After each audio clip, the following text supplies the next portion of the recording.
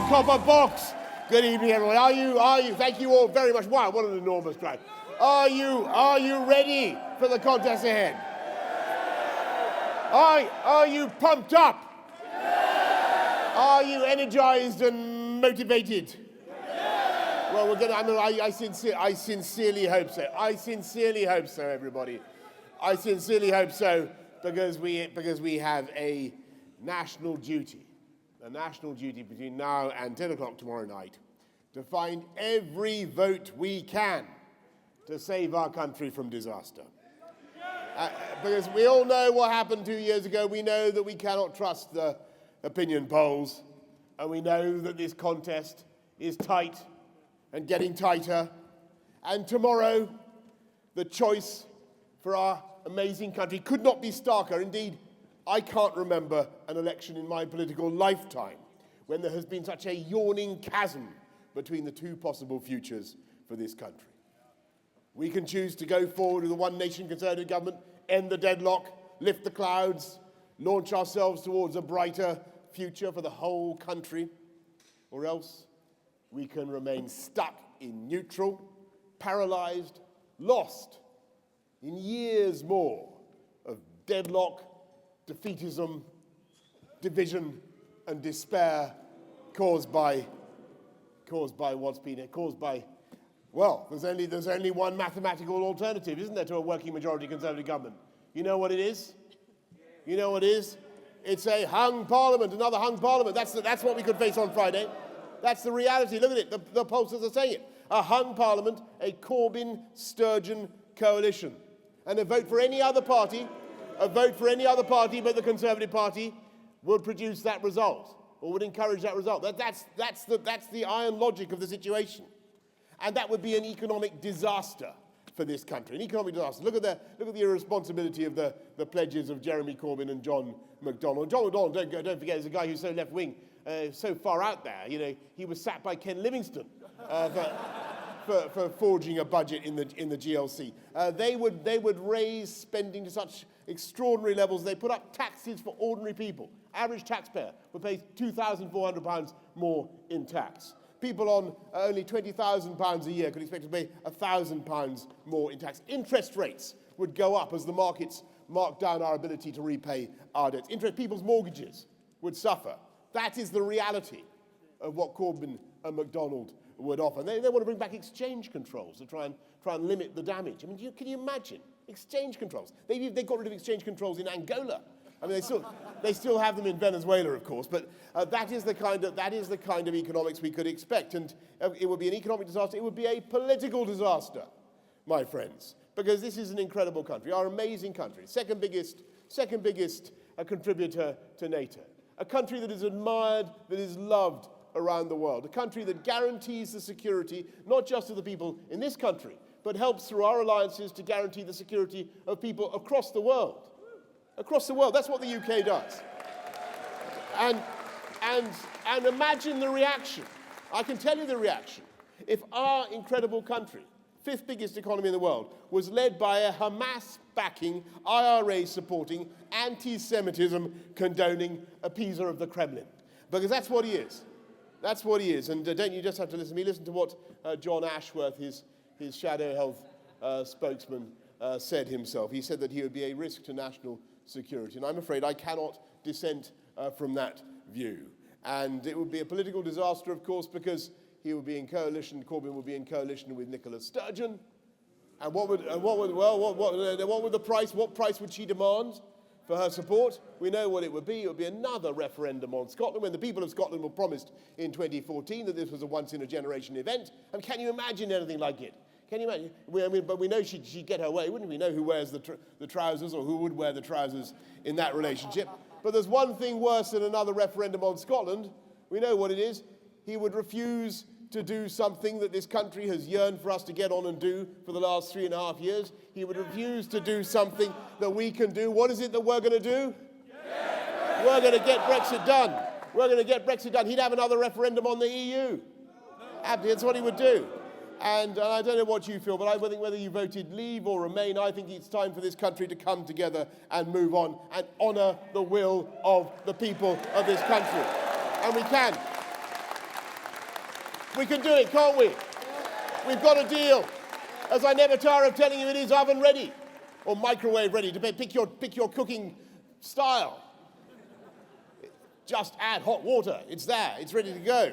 Every single one, it's extraordinary fact, every single one of the 630 plus Conservative candidates at this election support this deal. We have come together. And I want to assure the members of the media there has been no sort of North Korean bullying here. Everybody has done it. They haven't been lobotomized. They do it because they can see it's a great deal for our country. Now let me ask you, how many members of Jeremy Corbyn's shadow cabinet support the deal that he is proposing to do? None of them. Not a single one. Can't imagine Act 1, Scene 1 of the Corbyn Premiership when he goes into Brussels and he meets Michel Barnier. And Michel Barnier says, bonjour, Monsieur Corbyn, comment allez-vous? Tell us about the deal you want to do, and who supports your deal? Who supports your plan? Monsieur Starmer, Monsieur MacDonald, Madame Abbott? No? Quoi?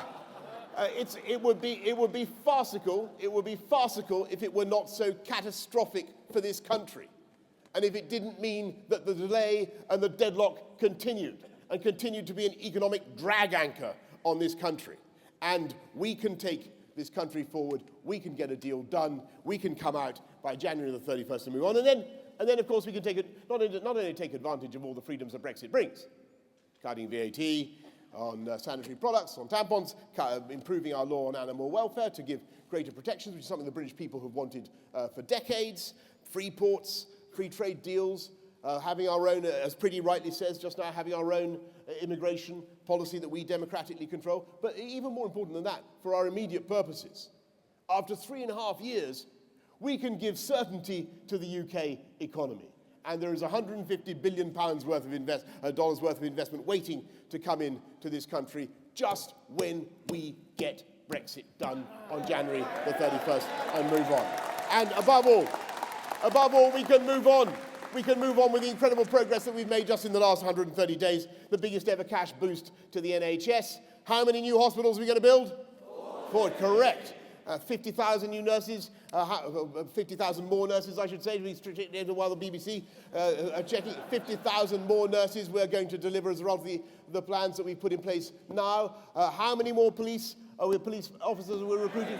20,000 more police. What are we doing with every school, every primary, every secondary school in the country? We're investing, we're lifting up the funding for every primary school, every secondary school in the country, and we're going to get on with our One Nation programme, aren't we? That's what we can do. That's what we can do if we get Brexit done. But we can only do it if we get Brexit done.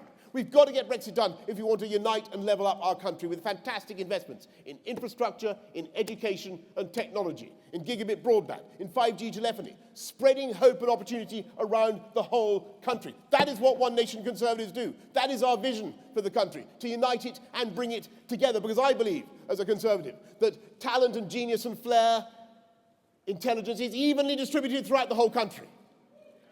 Isn't it? Of course it is. Everywhere. But opportunity is unfairly distributed. And our job as Conservatives is to unleash the potential of the whole country and spread that opportunity around. And we can do all that. And, by the way, have the cleanest, greenest government ever, using our fantastic technology to cut CO2 and cut pollutions. But we can do all these things. We can do all these things with sensible, moderate policies that allow us to give the British people not just cuts in national insurance, but a tax lock on any increases in VAT or income tax. We will not increase those 3 taxes, and that is the choice. That is the choice. That is the choice that this country faces, and it's very, very clear and it's very, very stark. We are a party, we are a government, a One Nation government that backs our police, that thinks that people who commit serious sexual violence offences or are guilty of terrorism should face tough sentences. We support our armed services. We believe they're a force for good around the world, as I say. We want to strengthen our MI5 and our security services that keep us safe. We believe in NATO, that keeps 29 countries, 1 billion people safe around the world. We support business and enterprise. We want to cut taxes on small businesses. We want to cut business rates because we think that's the way to drive a strong economy. And we understand that it's only by having a strong economy, it's only by having a dynamic business culture that you're able to pay for fantastic public services and you're able to make investments in the NHS. That is the heart of our one nation philosophy, isn't it? It's very, very simple. But they don't seem to understand it. This Labour Party, this Corbyn and McDonnell, I should say, they don't understand it. They don't get it. Look, whether it's Corbyn, McDonnell, Rabbit at one time or another, they have said that they are against stop and search by the police, that they would let prisoners out early, they'd scrap our armed forces. That was Corbyn's contribution. They would ban MI5, I think that was Diane Abbott, and they would abandon NATO. That's Corbyn again. And as for John McDonnell, he said that his ambition as Chancellor of the Exchequer of this country is to foment the destruction of capitalism, my friends. And I cannot think that that is the right way forward for this country.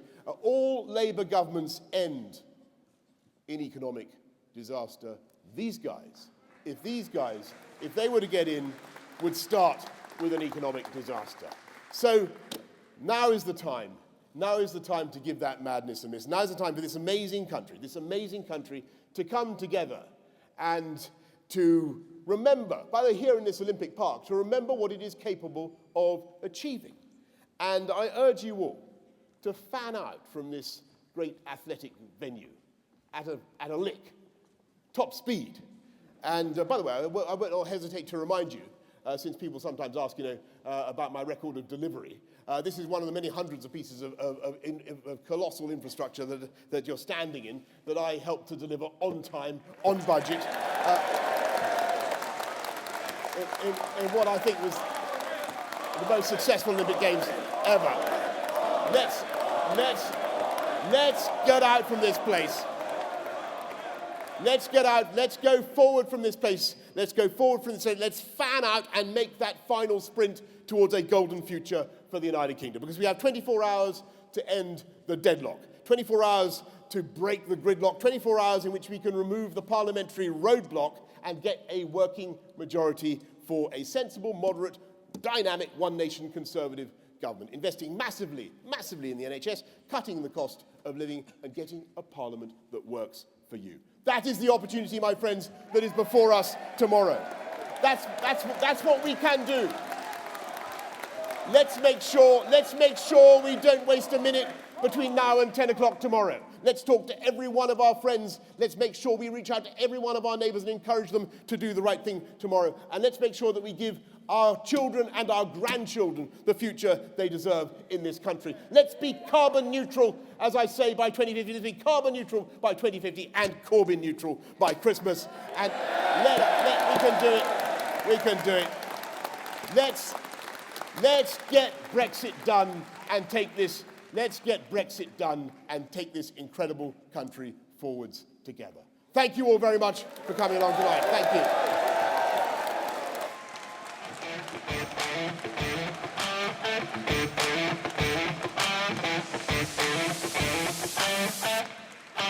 you.